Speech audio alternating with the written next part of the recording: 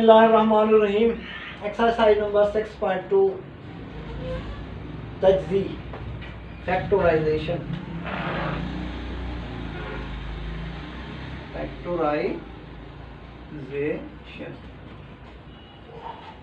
तो इसकी भी फैक्टराइजेशन करनी है और पैटर्न आपकी किताब में दिया गया है। इस टाइप पे यानी हमने इस टाइप से करनी है के ए प्लस के बी प्लस के ई।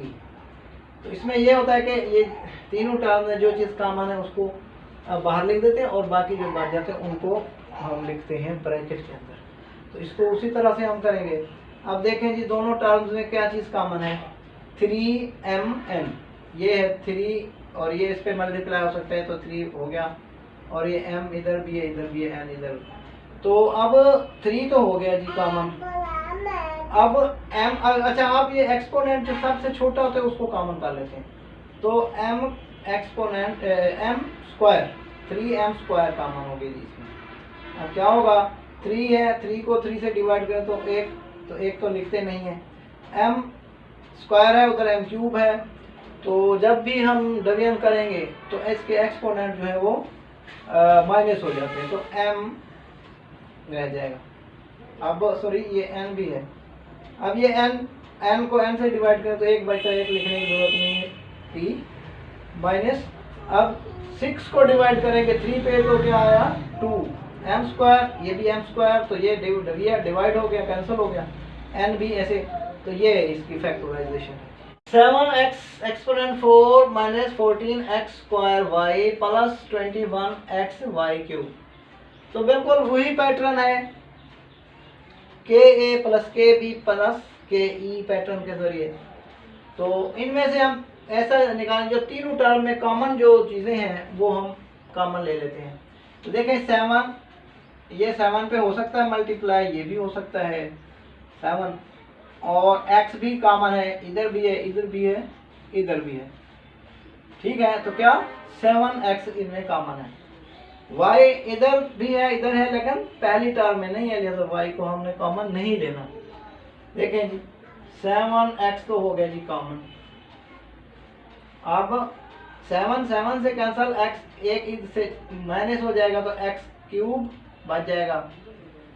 आपको पता है ना कि डिवीजन में जो एक्सपोनेंट होता है वो माइनस हो जाता है, यानी जो x, ये जो अपना वेरिएबल की जो पावर होती है वो माइनस हो जाती है।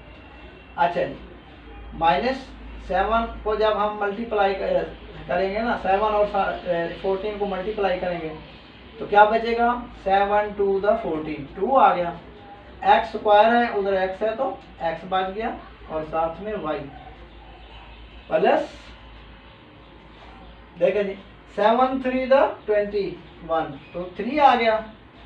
x उधर 1 है, इधर 1 है, तो ये कैंसल, और बाकी हमारे पास आ गया y क्यूब। तो ये जी इसकी फैक्टराइजेशन है।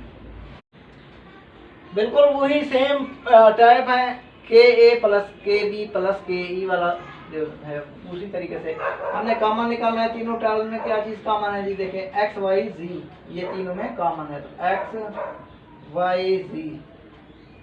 अब x स्क्वायर है तो x बच गया, y स्क्वायर है y रह गया, z स्क्वायर है तो z रह गया, माइनस x और ये x कैंसल, y और ये y कैंसल। इधर z जो है स्क्वायर है, इधर सिंगल है तो सिर्फ z बच गया, plus x y and z, ये सारा कुछ इधर हो गया कैंसल। मतलब इसको हम जब डिवाइड करेंगे तो 1 तो आएगा ना। तो ये है जी इसकी फैक्टराइजेशन।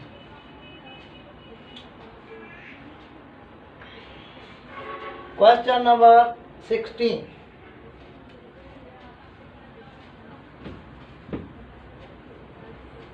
जी, क्वेश्चन नंबर 16 है जी, 5x एक्सपोनेंट 5